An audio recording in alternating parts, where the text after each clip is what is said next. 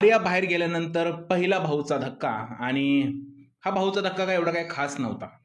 आता आर्या गेल्यानंतर बरेच प्रेक्षक नाराज सुद्धा आहेत आणि त्या नाराजीनंतर भाऊचा धक्का काहीतरी वेगळा हवा होता, पण तसं नाही घडलं. हा जो भाऊचा धक्का आहे तो खूप बोरिंग असा मला वाटला, कारण या भाऊच्या धक्क्यामध्ये काहीच घडलं नाही. जे महत्त्वाचं घडलंय त्याबद्दल बोलायचंय. बाकीचे फालतू टास्क दाखवण्यात आले, त्या टास्कबद्दल आपल्याला काही बोलण्यात रस नाहीये. तुमचाही वेळ मी विनाकारण वाया नाही घालवणार आहे, कारण तुम्ही सुद्धा ते टास्क पाहिले. कोणाला आवडले असतील, कोणाला नाही आवडले असतील. मला तर नाही आवडलेले. जे महत्त्वाचा टास्क होता, ज्याच्यापासून बीबी करन्सी भेटली, तिथपासून जे आहे त्या एपिसोडची सुरुवात करूया. नमस्कार मित्रांनो, माझं नाव तुषार आणि 7 स्टार मराठीमध्ये तुम्हा सगळ्यांचं पुन्हा एकदा स्वागत आहे. तर मित्रांनो, बिग बॉसच्या एपिसोडची सुरुवात झाली टास्कपासून. पहिला जो आहे तो टर्निंग टेबलचा टास्क झाला, त्याबद्दल बोलणारच नाहीये. दुसरा झालेला आहे काळा टास्क, त्याबद्दलही बोलणार नाही. तिसरा झाला नाच गाण्याचा टास्क, हा पण एंटरटेनमेंट टास्क होता. पण यामध्ये ज्या 2 टीम पाडल्या होत्या, त्या टीमला जे आहे ते 25,000 बीबी करन्सी मिळालेली आहे आणि त्यांना आता शॉपिंग करायची संधी, लक्झरी आयटम जे आहे ते मिळणार आहे. तर अशा पद्धतीचे हे फालतू 3 टास्क संपल्यानंतर मित्रांनो, रितेश भाऊ बिग बॉसच्या घरात आले आणि रितेश भाऊ घरात आल्यानंतर एक वेगळा ट्विस्ट घेऊन आले आणि हा ट्विस्ट होता कंटेस्टंटला त्यांच्या फॅमिलीचे व्हिडिओज दाखवले आणि फॅमिलीचे व्हिडिओ पाहिल्यानंतर हे सर्व लोक जे आहेत ते इमोशनल झाले. इमोशनल एवढे झाले की सगळ्या कंटेस्टंटच्या डोळ्यामध्ये पाणी होतं आणि मला वाटतं बऱ्यापैकी ऑडियन्सच्या सुद्धा डोळ्यामध्ये पाणी आलं असेल, कारण व्हिडिओ छान होते. त्या व्हिडिओमध्ये जे बॅकग्राऊंड म्युझिक लावलं होतं त्या सगळ्या गोष्टी अतिशय लोकांना भावनिक करणाऱ्या होत्या आणि हे व्हिडिओज पाहून लोकसुद्धा भावनिक झाले असतील. जान्हवीचा मुलगा जो आहे तो त्याशी बोलतोय की आई ट्रॉफी घेऊन ये, आणि एवढे दिवसातून 1.5 महिन्यानंतर आपल्या पोटच्या मुलाला पाहणं म्हणजे, जर का तुम्हाला मूल असेल तर तुम्हाला त्या फिलिंग समजू शकता तुम्ही. जान्हवीचे अश्रू अनावर झाले होते आणि ते होण्यासारखंच होतं मित्रांनो, कारण तो मुलगा किती छान आणि किती गोड बोलतोय, भारी वाटलं. त्यानंतर डीपी दादाचे वडील, तुम्ही विचार करा, डीपी दादा ज्या प्रकारचे व्हिडिओ बनवतोय ते व्हिडिओ त्यांच्या वडिलांना आवडत नाही, हे त्यांनी त्याला बोलून दाखवलं. आणि आज हेच जर का वडील बोलले की मला जे आहे ते सांगायला लागतंय, मी डीपीचा पप्पा आहे, तर किती कौतुकाची गोष्ट असेल डीपीसाठी. आणि जे काय आपण पाहिलं ते खूप छान वाटलं मित्रांनो डीपीच्या वडिलाबद्दल. त्यानंतर अभिजितच्या 2 मुली किती क्विट आणि किती भारी. अभिजितचं ते रडणं असेल, खूपच इमोशनल ते वाटलं मित्रांनो.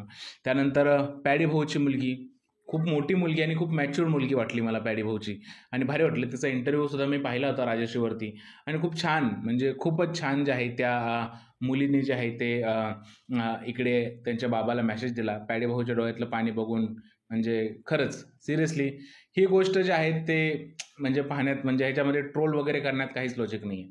जे समोर पाहिलं ते खरंच भारी होतं. त्यानंतर अरबाजची आई असेल, वर्षाताईची मैत्रीण अलकाताई असेल, किंवा अंकिताचे आई बाबा असतील, निक्कीची आई असेल, आणि सूरजबद्दल तर काय बोलायचं. म्हणजे सूरजच्या बहिणीने सांगितले तुझ्यासाठी गावातल्या लोकांनी वेगळा जे आहेत ते गणपती बसवलेला आहे, आणि सूरजचं ते अनफिल्टरपणे रडणं असेल की शीते मी ट्रॉफी घेऊन येणार झापूक झुपूक, हे त्याच्या डोळ्यातील अश्रू आणि त्याचे शब्द ते कायमस्वरूपी महाराष्ट्राच्या कानावरती आता गाजत राहणार आहेत. आणि कसं आहे मित्रांनो, घरामध्ये बरीच लोक रडली, पण सूरजचं रडणं हे अनफिल्टर्ड होतं. म्हणजे एकदा का भावनावश झाला माणूस आणि त्याच्या डोळ्यातून अश्रू यायला लागले, तर बरेच लोकांना हे माहीत असतं की आपण कुठं कंट्रोल करायला हवं. पण सूरज जो आहे तो एकदम सुटत गेला आणि रितेश भाऊंना परत त्याच्याकडे जावं लागलं आणि त्याला जो आहे तो दिलासा द्यावा लागला तिकडे, आणि खूप छान वाटलं बघून. अनफिल्टर माणूस आहे म्हणून तर तो महाराष्ट्राला जास्त आवडत आहे सूरज, आणि तीच गोष्ट आज भाऊच्या धक्क्यावर पाहिली. एकंदरीतच काय, रितेश भाऊंनी जे सरप्राईज दिलं सगळ्या कंटेस्टंटला ते खरंच पाहणं इंटरेस्टिंग होतं. आणि पहिल्यांदा रितेश भाऊ बिग बॉसच्या घरात गेले, हे सुद्धा पाहणं इंटरेस्टिंगच होतं. तर ओव्हरऑल तो फॅमिली टास्क जो आहे तो खूप छान झाला. यानंतर मित्रांनो इविक्शन झालं आणि इविक्शनमध्ये वैभव जो आहे तो घराच्या बाहेर गेला.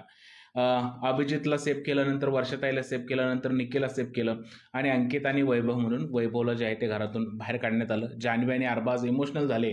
अरबाज बोलला अजून एक चान्स द्या भाऊ, पण कसं आहे एकदा वेळ निघून गेली की कोणाला चान्स नसतो भेटत. तशा पद्धतीने वैभवला जे आहे ते बाहेर घेऊन जाण्यात आलं.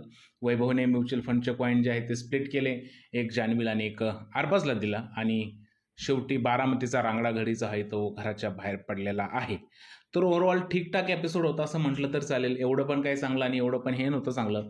फक्त याच्यामध्ये मला माझं एक मत ॲडिशनल करायचं आहे की आता या इव्हेक्शन नंतर घरावरती काय परिणाम होणार. काल आर्याचं इव्हेक्शन झालं, आज वैभवचं इव्हेक्शन झालेलं आहे. घरामध्ये फक्त 10 सदस्य राहिलेले आहेत आणि ऑलमोस्ट अर्धा शो बाकी आहे. आज 49वा एपिसोड होता, म्हणजे अजून 51 एपिसोड बाकी आहेत. आता हे 51 एपिसोड फक्त 10च लोक काढणार का, म्हणजे पुढे फक्त 5च लोक बिग बॉसच्या घरात आपल्याला दिसणार का. तर मला असं वाटतं की असं नाही आहे, अजून काहीतरी नवीन वाईल्ड कार्ड एंट्री आपल्याला पाहायला मिळू शकतात आणि साधारणतः 60व्या भागापर्यंत वाईल्ड कार्ड एंट्री येतात.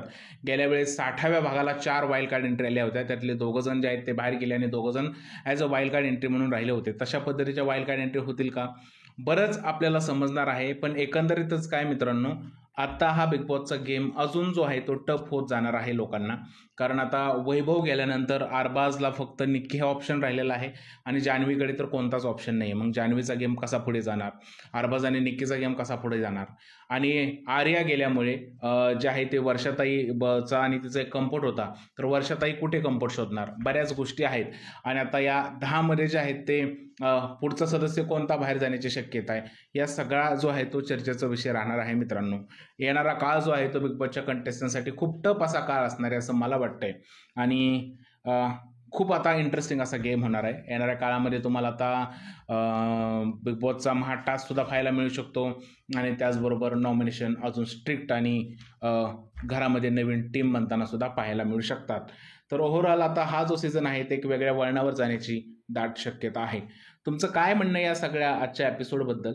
मला जास्त काय खास बोलायचं नाही या एपिसोडबद्दल, कारण बोलण्यासारखं काही नाहीच आहे एपिसोडमध्ये. काय आहे तुम्ही सांगा. जर का उगाच मी तुमचा वेळ वाया घालवला तर मलाच ते गिल्टी फील होईल मित्रांनो. जर का व्हिडिओ आवडला असेल तर त्याला लाईक करा, शेअर करा, चॅनलला सबस्क्राईब करायला विसरू नका. भेटूया उद्या एका नवीन भागामध्ये. तोपर्यंत भारत माता की जय.